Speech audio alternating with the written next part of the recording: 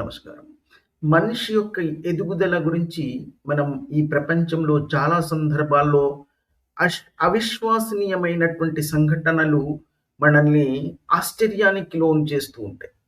ఒక్కొక్కసారి హిమశిఖరాలను ఎదిగిపోయినటువంటి కీర్తికాంక్ష ఆ మనిషిని కొద్ది సమయంలోనే మళ్ళీ అక్కడి నుంచి కిందికి తోసివేసి దారిద్ర్యంలోకి నెట్టివేసే సంఘటనలు కూడా ఎన్నో మనం ఈ నిత్య జీవితంలో చూస్తూ ఉంటాం. నిన్నటి వరకు మహారాజులాగా వెలిగినటువంటి వాళ్ళు ఈరోజు భిక్షయాటనలో చేరిపోవడం కూడా మనం చూస్తూ ఉంటాం. కొందరు భిక్షయాటన చేస్తున్నటువంటి వారు హఠాత్తుగా ఆడంబరమైనటువంటి వాహనాల్లో తిరగడం కూడా మనం నిత్యం చూస్తూ ఉంటాం. ఇలా మనిషి యొక్క ఎదుగుదల కానీ దిగజారుడుతనం కానీ నిత్యం మన కంటికి కనిపిస్తూ ఉంటుంది. మనల్ని చాలా ఆశ్చర్యానికి కూడా లోను చేస్తుంది. ఇది బహుశా ఈ ప్రపంచంలో ఇది పెద్ద ఆశ్చర్యకరమైనటువంటి విషయం కాదు అని ఎంతో మంది యొక్క చరిత్ర మనకు సాక్ష్యం పలుకుతుంది.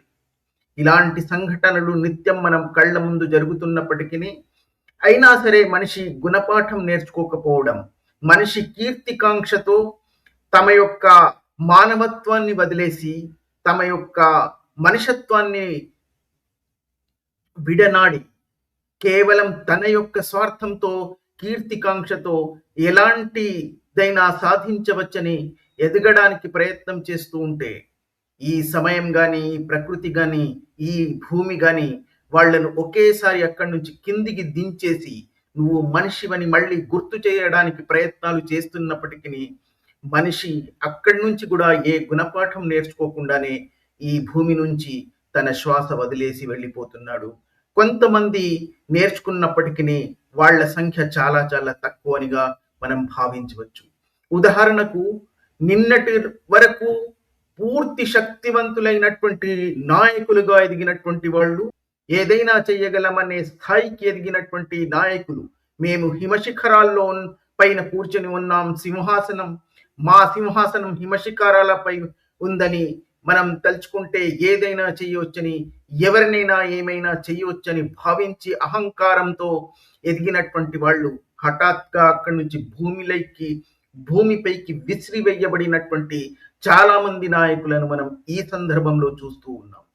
ఒకప్పుడు రాణిలాగా వెలుగొందినటువంటి మమతా బెనర్జీ తన ఆఫీస్లో కేంద్ర ప్రభుత్వ ఆధీనంలో ఉన్నటువంటి ఈడీ రైడ్ చేస్తున్నప్పుడు ఒక పెద్ద గుండాలాగా తన సైన్యంతో అందులోకి దూరి ఆ ఫైళ్ళన్నీ వాళ్ళ దగ్గర నుంచి వాళ్ళ చేతుల్లోంచి లాక్కొని మహారాణిలాగా దర్జాగా వెళ్ళిపోయినటువంటి చరిత్ర ఈ ప్రపంచం చూసి విస్తుపోయింది.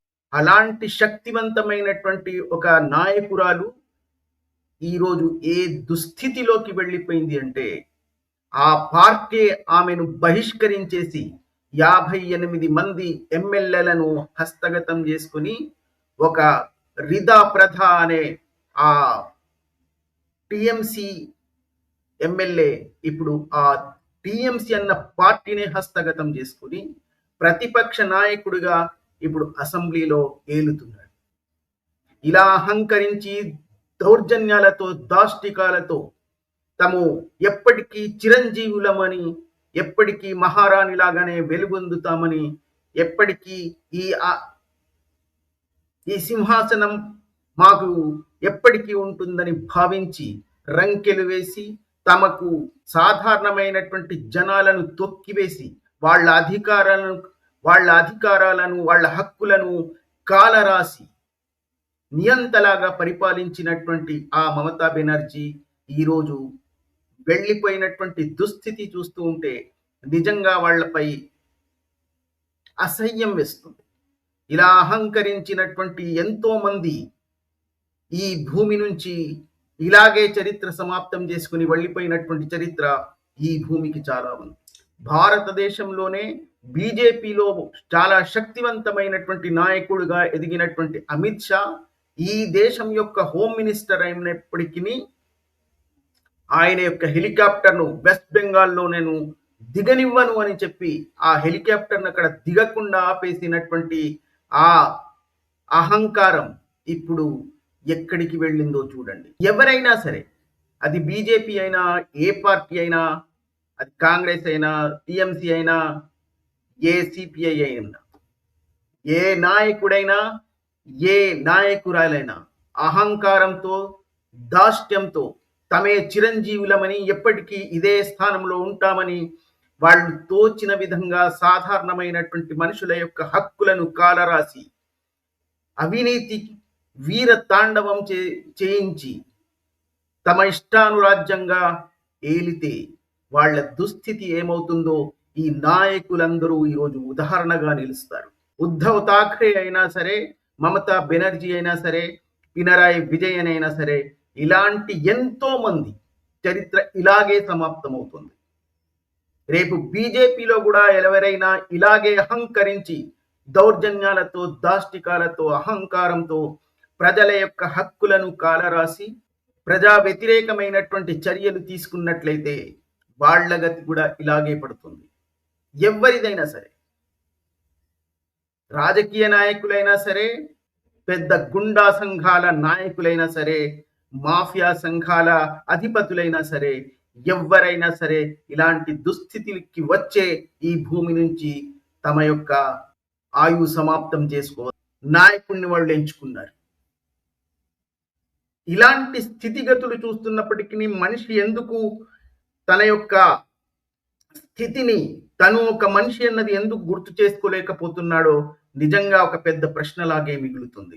ఈ అహంకారం, ఈ దాష్ట్యం, ఈ చక్రవర్తిలాగా వెలుగొంది ఆ స్థానం, తనకు కలిగినటువంటి ఆ స్థానం శాశ్వతం కాదని, తను ఒక మనిషేనని, మానవత్వంతో ఒకవేళ మనం బ్రతకగలిగితే మాత్రమే ఈ భూమిలో మనం తమ యొక్క జీవితాన్ని శాంతియుతంగా గడపగలమన్న బోధన రాకపోవడం వల్ల, ఆ బోధనలను వాళ్ళు నిర్లక్ష్యం చేయడం వల్ల, ఆ ఆధ్యాత్మికత అన్న గుణగణాలు వాళ్ళలో లేకపోవడం వల్ల కేవలం అందరూ తమను తాముగా పరిమిత ప్రజ్ఞుడిగా భావించి, లబ్ధ ప్రతిష్ఠులుగా వాళ్ళు భావించి, కేవలం తను మాత్రమే మనిషినని, తను మాత్రమే ఏమైనా చెయ్యగలడని, ఎంతో మంది ముందు మానవత్వంతో ఎదిగినటువంటి వాళ్ళు సైతం ధన సంపద వచ్చిన తర్వాత, ఆడంబర వాహనాలు వచ్చేసిన తర్వాత, ఆకాశ హార్మ్యాలు నిర్మించుకున్న తర్వాత